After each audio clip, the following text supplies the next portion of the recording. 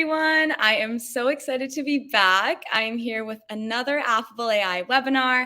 I am Brenna, Affable AI's community manager, and today we are going to be discussing the secrets to the creators entering entrepreneurship.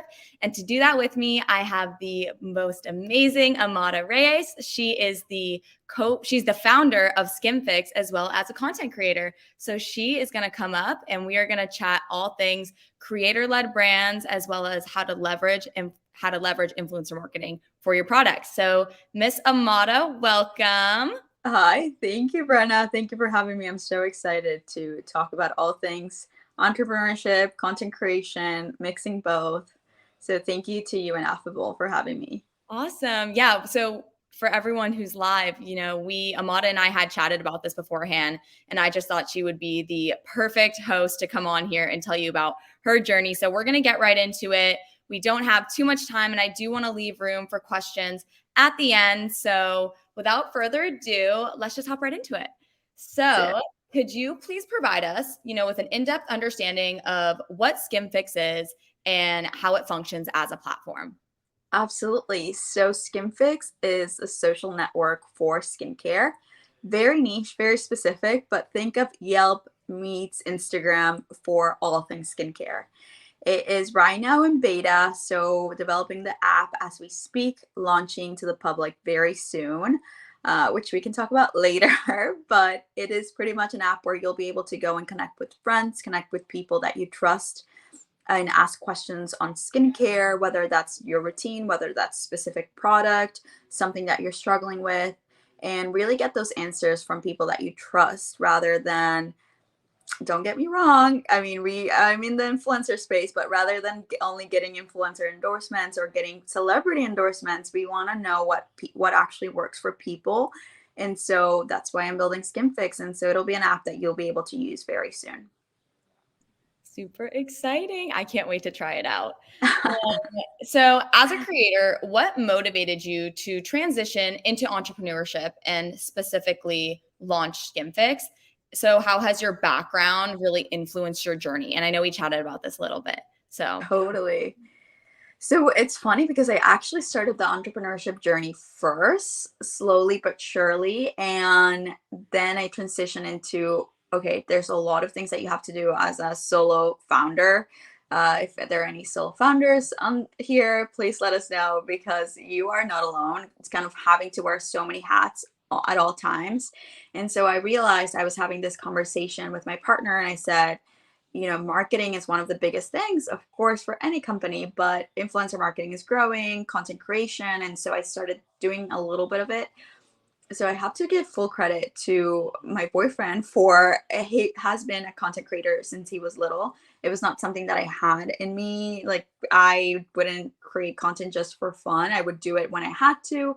But then he kind of pushed me. And to be honest, and if you're listening, I mean, this is very true. He said, you're going to be able to build a platform where you're going to be able to present anything that you're passionate about, whether that's a product or just a mission that you believe in, or he was just not saying just on the app, on what you're building, but just anything.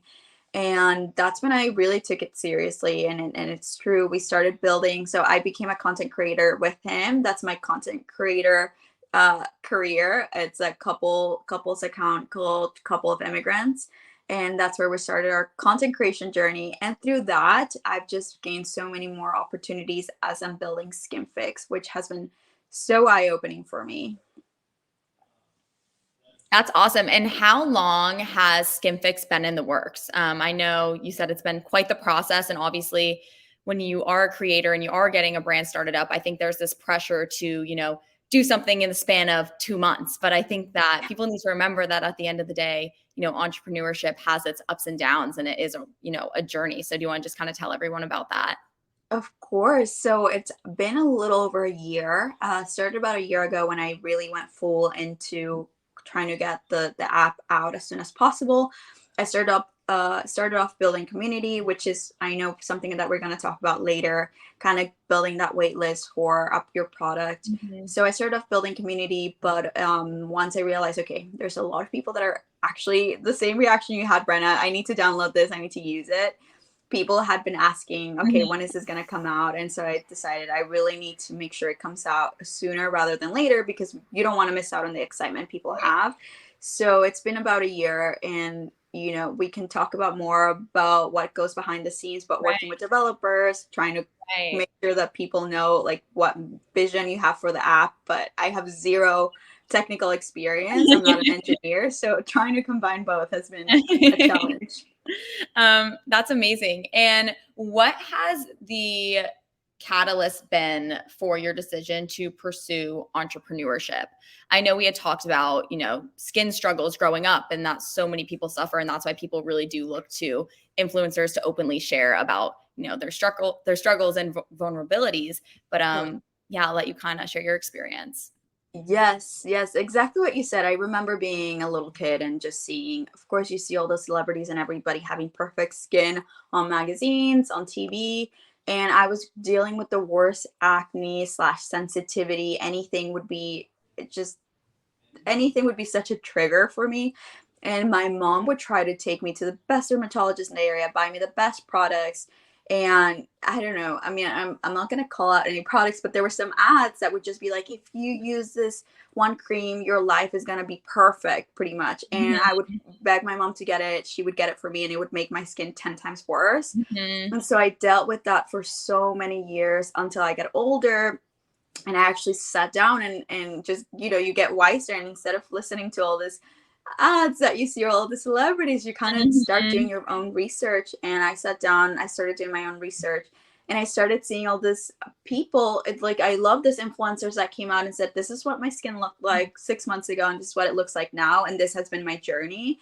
And they really went into detail of this is what I changed. The climate affects your skin, Yeah. your race affects your skin, so many different things are factors into what skincare you should Mhm. have. And so I realized, okay, there isn't really a place where you can just find all these things. You really have to go on so many different apps: Facebook, Reddit, Twitter, YouTube, TikTok nowadays, to see what people are using. So that's when I kind of had to take matter into my own hands and build something that would help people. And I have 4 younger sisters, and I want them to not have to go through what I went through. Oh. So if that's gonna help them, I realize that it might help a lot of more people, I know not just you women. just answered my next question, which was, what are what were your goals and aspirations in launching this? And I think that's your answer right there, is really just to help other people and remember that, it doesn't just have to do with genetics, that there's so many external factors that affect your skin. And I know it's such a sensitive topic. And I think that, once your app comes out and you have all these people who are really going to be credible sources and people can relate to them, it's kind of going to block out the noise Hmm. from the things that we're seeing on TikTok and Instagram and the advertisements. So super Totally, exciting. So totally. let's transition into utilizing influencer marketing. I don't know if everyone knows this. I mean, it was in the our description, but Amada has over 20,000 individuals on the wait list for the beta version of her app, which is insane. That is so impressive. How do you plan to leverage influencer marketing to maximize Skinfix reach and impact? Totally. So even though, if you're listening, you're a founder starting off or a small startup, we have zero budget. Pretty much, I don't even want to say limited. It's a $0 budget. And so it's fun because you do have to get creative with it. And instead of kind of seeing it as an obstacle, just seeing it as an opportunity to have fun and do what you can do best, which in this case, I learned how to create content, and kind of make that work for myself. And through that, I've met a lot of influencers. Something that's so important that people forget is that when we think of influencers, we think of the Charlie D'Amelias of the Mhm. world. And it's like this major influencer that when you think of influencer, I think even like my grandparents will know like that those are the influencers that exist. But no, there's so many layers, starting with micro influencers, but there's Mhm. also different types of influencers. What worked for me best, and I don't know if that's going to work for everybody depending on the product that you're launching and the space that you're in: newsletter influencers. So that's has been my main source of success when it comes to building the waitlist, is connecting with That's awesome. my fellow newsletter writers, influencers, because I mean, they really have a strong community. If Mhm. people are going out of their way and reading an email from them, from this person, signing up, it means you're not just scrolling on TikTok or just going through, but you really care about what this person has to say. So connecting with them, connecting with XYZ influencer, and really not selling them on what I'm doing, but telling them about my mission and vision, and them resonating with it and saying, Mhm. I'll give you a shout out on the newsletter. I'll put in your waitlist link. Just Mhm. has been so transformative for this process of building from zero. So I would say don't sleep on those influencers. I mean, really go and of course find your niche influencers, micro influencers that might make things go quicker than the major ones that you Right. need to have a major budget for. Try to go for different types of influencers and different sizes. So Yeah, and I think that we've seen it happen. It happens all the time where micros are the catalyst to kind of getting the word out there. And then before you know it, you are going to, have these stars talking about Skinfix, and you're not even going to have to put any money behind it. yes, Um, that's the goal, at least. that's the goal. So, considering your existing relationships as a creator, do you intend to utilize those connections to propel the growth, or are you really kind of, hanging with these micro creators and newsletter creators? So, how are you utilizing your career as a creator to kind of propel that? Oh my gosh, big time. It's been so key. Number one, I'm in the creator space, mainly in New York City because that's where I live currently, but I'm in the creator space, which means I go to a lot of events. I meet with a lot of creators on a weekly, if not daily basis, and they've become my friends. Like it's almost, you can't help it, but they become my friends. And we see ourselves struggle through each of our journeys, that whenever one of my friends just launched like a granola bar and I'm like first one to share it all over social media, don't expect anything from her at all. And I'm not doing this because I'm later on I hope she posts about Skinfix. It's just that I'm truly so proud because I've seen her journey. And I mean, hopefully, I think that's how my friends feel as well in this space, in the influencer space. I think they've been the first ones to follow Skimfix and to say, please let me know whenever I can like start creating content and like actually actively collaborating. And it feels so good because I haven't officially started launching collaborative campaigns because I don't want them to be out there before we officially launch and kind of lose that momentum. So it feels so good to not only have that wait list, but also have that list of people that are willing to jump on and create some content on my behalf as soon as it's out. I've also been, this is for all of you that are thinking, like, should I go into content creation, I'm building something? Absolutely do it. There was this huge event that happened in New York City, which a bunch of the top founders, I mean, these are huge founders with like $1 million companies. And I really wanted to go. And there was an opportunity for you to go as a founder or as a creator.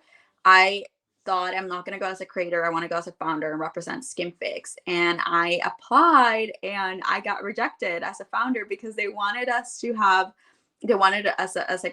company, they wanted us to pay entrance, which totally makes sense. But then my boyfriend also applied for us as content creators, and they wanted us there right away. They're like, come please, like VIP everything. And I was just so shocked because it just shows you, I obviously ended up going and I met some incredible founders, so many people that I got to speak to about Skimfix and are willing to jump on board as soon as it's out. So it just shows you the opportunities that really follow when you're really trying to break into the space. So that was just a really specific example that I was so shocked about and excited that I still got to go. Although as a content creator, it's still fun. Yeah, I think that so many creators in general are so, like any business and you don't Yeah. have capital, it's nerve-wracking to think that you're gonna launch a product and you have no way to promote it, besides yourself and your platform. But I feel like within the creator economy, everyone is willing to kind of help each other out, to promote each other's products because they kind of know what goes around comes around. And you're right, genuine connections and friendships are made throughout the space every single day, Yeah, which is so awesome. absolutely. I know we touched on budget and working with micros, and you guys didn't have any budget in particular, so I'm going to skip that question. But can you elaborate on the importance of content creators expanding their mindset beyond brand deals and instead focusing on developing their own brand or engaging in limited product collaborations with brands? Yeah, of course. So I've been on both sides now, also helping teams that are working on micro with on campaigns with micro influencers. And it really goes beyond just, I think you also talked about recently, how many followers or how big is your audience, but rather how passionate about you about on the things you talk about. And time we've seen it. Like I said, on on my content creation side, work with huge brands that were initially excited. We were excited to work with us, but also had low expectations, to say the least. Like they're huge brands that have worked with the biggest influencers, and when they go in and work with micro influencers, they think, okay, this might do something. And to hear that one of the biggest brands in the world that we did a partnership with got the best content from us, the most views that they've ever gotten, and this is a big company, was just proof that you don't really need to have this thousands of influencers, hundreds of followers, and people doing your content, but rather people that are passionate and care about what you're talking about or what you want, the mission that you're putting forward. So I would just say, like, keep in mind that at the end, passion comes a long way. It's definitely a lot more, the audience is able to see it on the other side. Like, people can tell when people just believe in the product or anything that they're putting forward, rather than, this is a brand deal, I just have to do this, I kind of have to make sure that the content is out, and I'll probably never talk about this brand again. So I think that's something to keep in mind. No, I 100% agree with you. And I think an audience now is so susceptible to an advertisement. They just get so Yeah. angry. Even if it's their favorite influencer, they're just angry when they Yeah. see True. someone doing a sponsored ad. Um, True. but I 100% agree. And I think when it comes to product collaborations, like Alex Earl did with, what's the Airbnb. Airbnb. Oh my goodness, Yeah. Airbnb. But that was so organic. And I actually, at the influencer marketing show, one of the influencer directors kind of spoke on that moment and was Yeah. just saying how it was just luck. At the end of the day, everyone who was in the room was the right person to be in the room. And what would have been a chain of 30 emails was made in, she said 30 minutes. Yeah. But Alex Earl's product collaboration with Amino Lean, everyone is super supportive and susceptible to it because it's her own product with the company. I'm pretty sure she Yeah. ended up kind of blowing up that company versus Yeah. her just doing one-off ads with Amino Lean and it not even being her name, on the Yeah. product. So I really think that goes It's such a so long true. way. Okay, let's move into some of our takeaways so we can hop into a few questions. Hi, Carrie. She said yes. What advice would you offer to fellow creators who are contemplating the transition into entrepreneurship? And I know we touched on it, but maybe just sum it up into three, your three biggest bullet points with that question. Yes, number one, I do have a really big creator friend that jumped into entrepreneurship. And she thought, because she had a big following, even before she launched, I was super excited about the product she was launching. It didn't do as well as she thought, because you don't want to you don't want to rely completely on the fact that people are following you. You definitely want to engage your community as you're building, don't just say, hey guys, I'm launching this lipstick tomorrow, but rather say, that's the power of, I think, the content creation and this space, is that you really get to connect with people, and people follow you, it's because they want to connect with you. So number one, definitely go out there and say, I'm thinking about starting this skincare app. I want to know what you guys think about skincare. Tell me your thoughts. I'm actually building the logo right now. Do you guys like the blue one, or do you guys like the red one? And that has made such a difference for this one person that I am thinking about, but also for a lot of other people that are smaller in the creator space and are starting to go into their entrepreneurship journey. Really use that community that you have to grow your company or grow your brand even more. And rather than just launch it and hope that people will follow along because you have a lot of followers, really involve them, because they're going to be your number one ambassadors for the brand without any expecting anything in return. They're just going to love it and love the fact that they were able to build it with you. Another thing to keep in mind is not linear, and going into, I think if you're a content creator, you already know this. There's so many ups and downs, and it's a roller coaster every single day. Going into entrepreneurship is pretty much the same, if not 10 times more challenging, but it's always fun as long as the mission is clear. Every time, again, going back to your question you asked me at the beginning, I think of all the people that are gonna, I'm going to be able to spare their time searching on the internet. And so when it gets hard to create content, or when it gets hard to build the app, I think about the mission and why I'm doing this. And the last thing I would say is, you don't know what you don't know. And so being a content creator and creating my own content has been fun, creating things for the app and making sure that I'm connecting with people. But I started this campaign randomly to go out on the streets of New York and ask people about their skincare.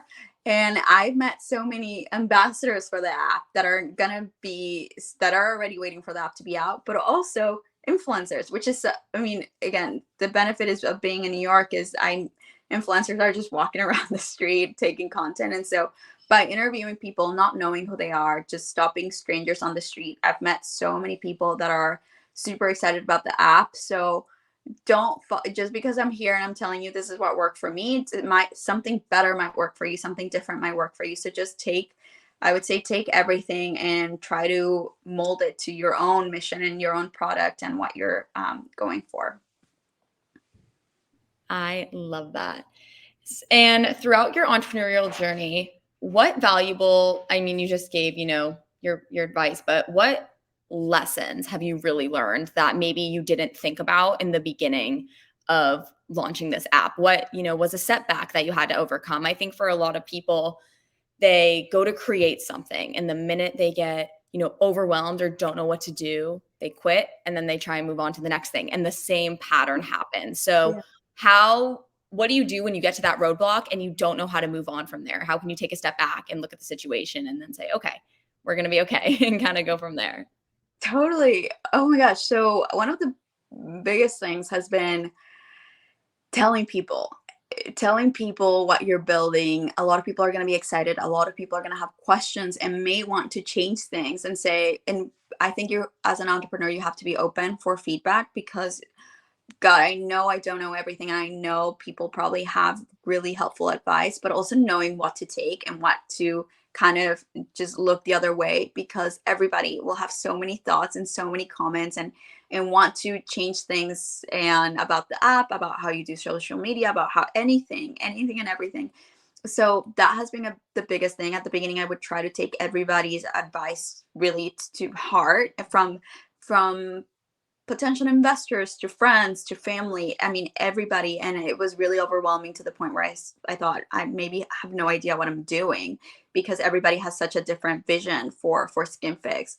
And so going back and taking a deep breath and saying, I am building this for my little self. Not only, I mean, thinking about my sisters and all the people that are going to use it, but when you have struggled through the problem that you're trying to solve, that is your biggest power. There's nothing that can compare to you actually living through what you're trying to solve. So taking a step back and saying, no, I've struggled through this. I know why I'm building this, and why I'm building it the way I am is super powerful, regardless of what you're doing, what you're hoping to launch.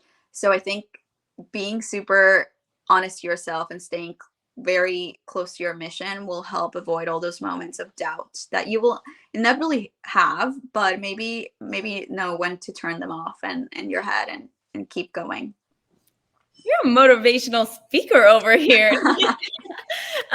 So before we head into our last takeaway question, anyone in the audience, feel free to start putting up some questions. We have about 10 minutes left that we'll go through them.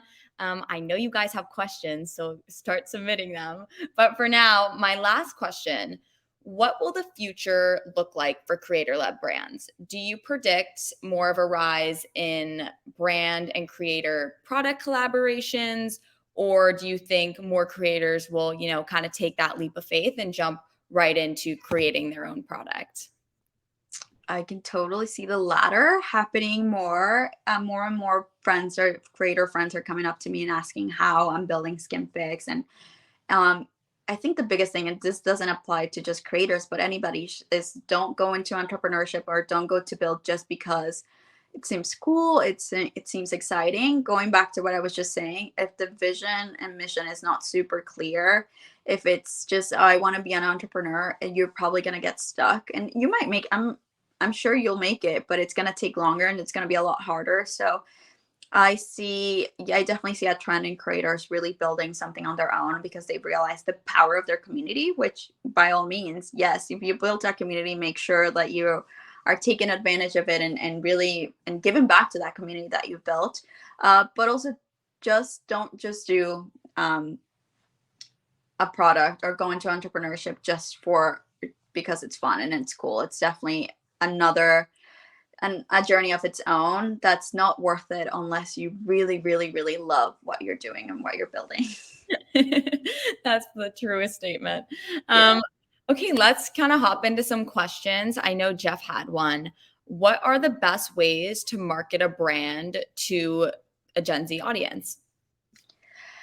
I would say what you said at the beginning, don't do not make it addy. I think that has been the biggest thing. I mean, without I one of my favorite brands, as you all probably know, is Duolingo. They've made such a boring thing like learning a language on an app such a fun thing to follow on social media. And whenever people ask me this, how do I connect with Gen Z's, they've seen it all. Like Gen Z is just my sisters tell me like, did you see this trend? And I have no idea what they're talking about. They're younger than me, and so they really are in it. And so if you try to come on here on on the on any app and try to sell something, probably it's going to be skipped. So the number one thing is to connect, and I really try to tell brands to think of themselves as a person, not as a brand. I mean, if Duolingo had thought of themselves as just a language app, they wouldn't be where they are today. They really, I mean, you don't need to have a mascot, but definitely make your brand and your company a person that people want to connect to.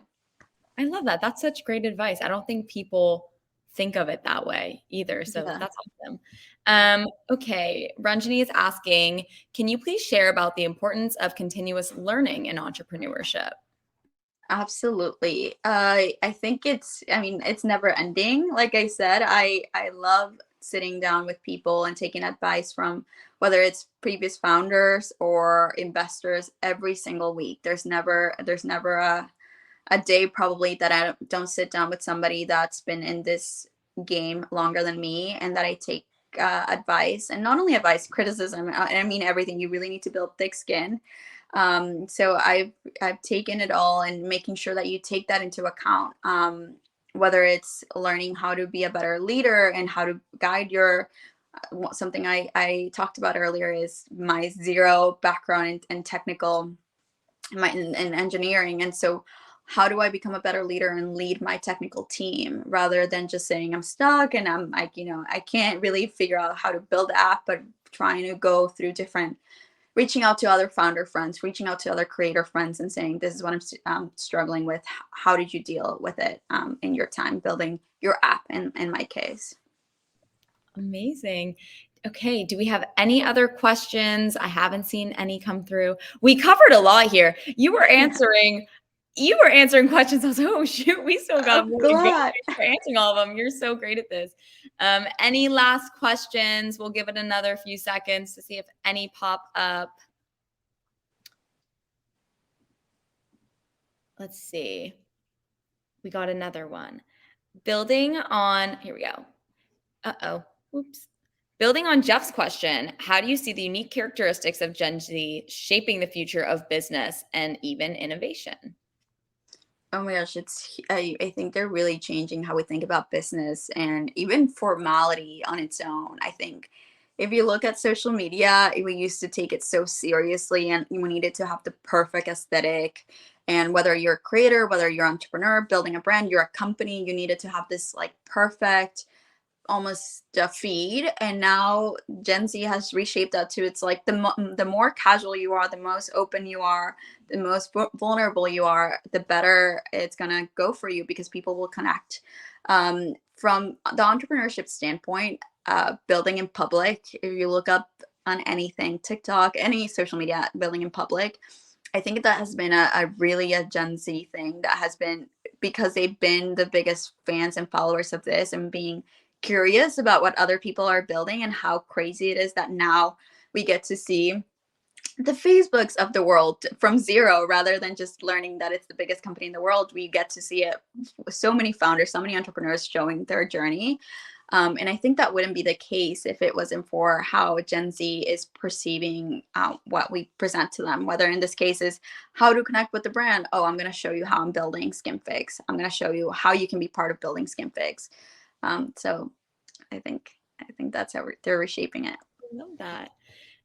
Any more questions for our audience? Okay, we got another one. Creators must face a lot of pressure while building a business in public. How can they best cope with it? Yes. I honestly, I don't even know if there's a way to cope with it. It's definitely one of those things that you have to be vulnerable about and say, I know this is scary to not only say I'm a creator, I'm doing this, but I'm also building this product. It doesn't, I think it gets easier with time. I think just practice makes perfect. I remember at the beginning when I was building Skinfix, I wouldn't tell anybody. And I just was so nervous about, so embarrassed almost. Like, I don't want people to know that I'm building this. And the moment I did the opposite and I just started sharing all over, just like Right. all of that worry went away because people immediately started responding and saying, this is great. And I'm not saying millions of people, just like the few comments that people would say, hey, I can't wait to try this would make my day. So I think it just gets easier with time. And I mean, it's not one of those things that you can just say, it'll go away or just make sure to move on from it, but just keep putting it out there what you're building and it's gonna come a second nature to you in no time. And I think what we're going to see is that that's becoming the new norm, like TikTok, just posting about what you're doing. I remember when TikTok first came out, I didn't want to get on TikTok. I Yeah. still don't want to get on TikTok. I don't know why, because it is the norm. And if I did it, no one would bat an eye. And I think Yes. once people do realize that this is the norm, this is marketing nowadays, that's when Totally. they're going to, propel their product and their business. Another question. Oops. A solo entrepreneur/entrepreneur's journey can be pretty lonely. What's your advice for those who are just starting out? 100%. It's so lonely, and I'm not gonna. It gets sad sometimes, but I've made sure that when I realized, there's so many times when you wish you had a co-founder, or you wish you had that one person that would be always with you. I mean, if you're building on your own, you just have to keep going, and unless you really say, I can't do this, I need to find a co-founder, which I didn't want to do yet. So I've reached out to communities. I'm in New York, and I'm sure, and even if you're not in New York, but in your wherever you are, I'm sure you can find those groups of people. I'm part of so many founder communities, not only on group chats, but also IRL in person. We meet once a week, and so I meet with them every week, and we talk about our struggles and we talk about what's going well. Even on Fridays, we have our best moment and our worst moment this week kind of wrap up on Friday. So we all share what was the highlight and what was the worst thing that happened. And it's honestly very honest. And people are like, I lost 100 customers, I lost 100 downloads, whatever it is. And as a solo founder, you don't get to share your like all the struggles that you're going with through with anybody. So this is a really great opportunity for you to see, okay, my friend, Brenna is also going through this really difficult time building her startup. So I would say don't be afraid to reach out to communities and join communities, whether it's online or in person. That's awesome. Do we have any more questions? Because I am going to leave Amada with one last question of my own. So I'll give it a few more seconds. But if nothing comes through, my question to you is, do you have any tidbits of information around a time that we can expect the beta to be launched, or any little secrets regarding it? Of course. So it will be out early August. If you go on social media or on Instagram, any social media app, you can join the waitlist, and I will let you all know via email as soon as it's out. The people on the waitlist will be the first ones to know when it's out. But yeah, part of the founder journey is that things come up and a bug comes up, and you have to move things a week later or 2 days later. But it's all about making sure that people can have it in their hands as soon as possible. So I would say keep an eye out for early August and find the waitlist on our social media platforms. It will be here sooner than we think, guys. So I'm Yes. so excited. Thank you so much for hopping on today. If anyone has any more questions, feel free to connect with Amada. She's amazing. She is so willing to jump on a call whenever. And as always, if you have any questions about Affable, please feel free to reach out to me or anyone from my team. We would love to chat. So with that, I will leave you guys. Have a wonderful rest of your week. And Amada, thank you again for hopping on. Thank you guys. Thank you. Alrighty, have a good one. Bye Bye, bye. everyone.